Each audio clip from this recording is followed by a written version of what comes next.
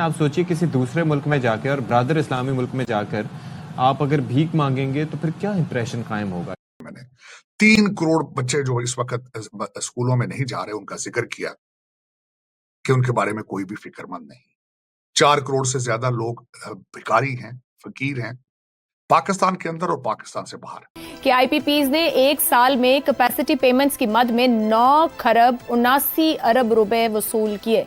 जी हां, 9 खरब 79 अरब रुपए उस अवाम की जेब से वसूल किए गए जिसके 11 करोड़ से जायद लोग खते गुर्बत से नीचे जिंदगी गुजार रहे हैं। अरे हमने अपना हाल क्या कर लिया है, हमने ये कश्मीर करके अपना बुरा हाल कर लिया है। और हमारी इकोनॉमी हो चाहे हमारे लोग हो जो अब बाहर दूसरी कंट्रीज में भीख मांगने तक जाने शुरू हो गए। अपनी कंट्री में तो खैर भीख मांग ही रहे, लेकिन बाहर तक जाना शुरू हो गए। और ये सब देखकर डेफिनेटली वो लोग जो पाकिस्तानी सिटीजन हैं, चाहे वो दुनिया के किसी भी कोने में रहते हों, उनको अच्छा नहीं लगता।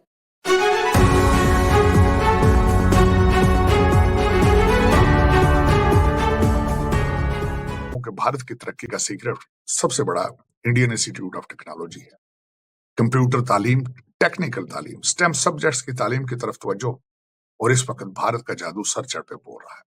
अभी जर्मनी के चांसलर वापस गए ही नहीं थे तो साथ ही स्पेन के जो प्राइम मिनिस्टर हैं वो गुजरात में लैंड कर गए। वो गुजरात में क्या कर रहे हैं?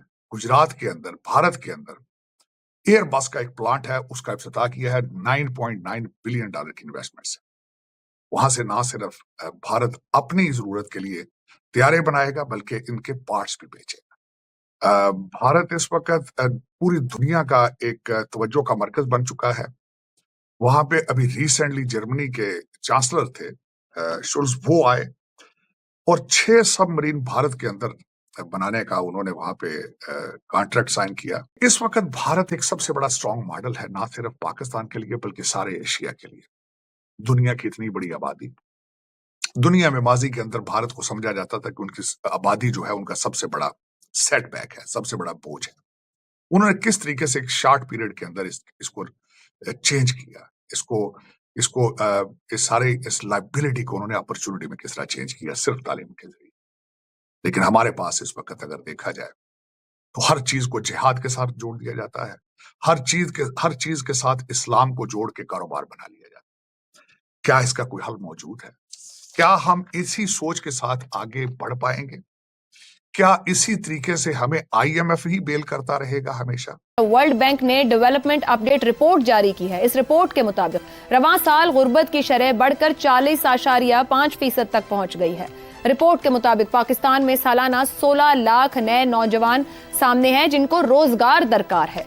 बढ़ती गुर्बत की वजह सुस्त माशी तरक्की, महंगाई और उजरत में कमी है। नामुमकिन है, ये हरगिज नहीं होगा। ये पहली बार मैं ये बात नहीं कर रहा, मेरा ये बहुत ज्यादा 32-33 साल 12 मजमूए इसी चीज के गिर्द घूमते। ये देखो, ये नामुमकिन है।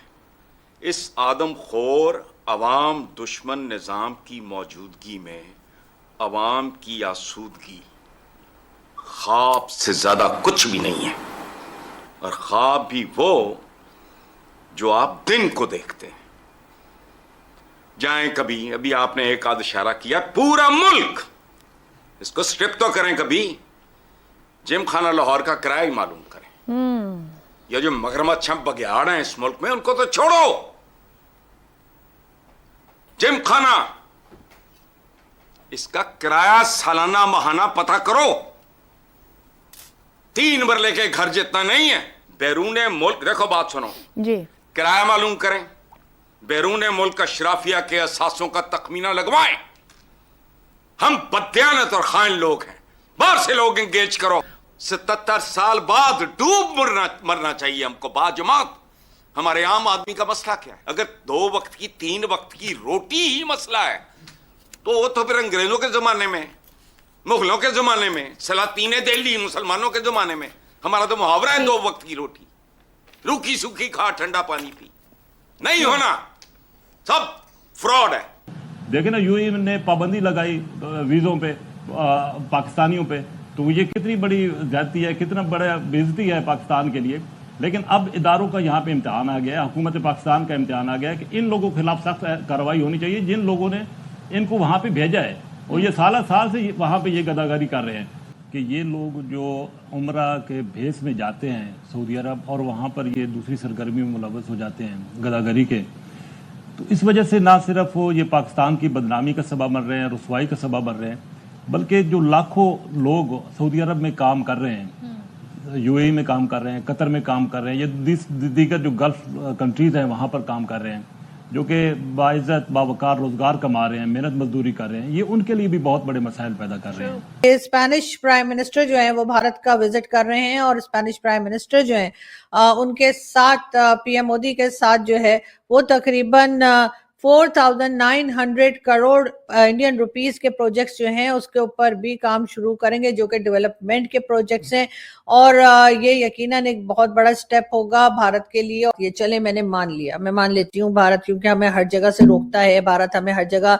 जो है नहीं आने देता है किसी भी जगह, तो उसने ब्रिक्स में भी हमें रोक दिया, अगर उसका बस चलता तो हो सकता है वो हमें एससीओ से भी बाहर निकाल देता। मान लिया, जो लोग ये बात कर रहे हैं मैं उनकी बात मान लेती हूँ, लेकिन ये तो बताइए कि आप ब्रिक्स में जाके करते क्या, आपने अपनी पोजीशन क्या बनाई है जिसके लिए लोग ये सोचें कि आपको ब्रिक्स में लाया जाए। ब्रिक्स में जाकर भी आपने अगर कश्मीर ही करना था तो वो तो आप बाहर बैठकर भी कर रहे हैं और उसके बाद ना तो आप किसी कश्मीरी को अगर पूछें तो वो आपसे खुश नहीं है। आपने अभी देखा फारूक अब्दुल्ला साहब जो कि पहले बहुत ज्यादा पाकिस्तान का गाना गाया करते थे और कहते थे बात होनी चाहिए, तो वैसे वो बात ठीक करते थे, पाकिस्तान से बात तो होनी चाहिए, लेकिन उन्होंने साथ साथ ये भी कह दिया है कि कश्मीर जो है पाकिस्तान का हिस्सा नहीं बनेगा।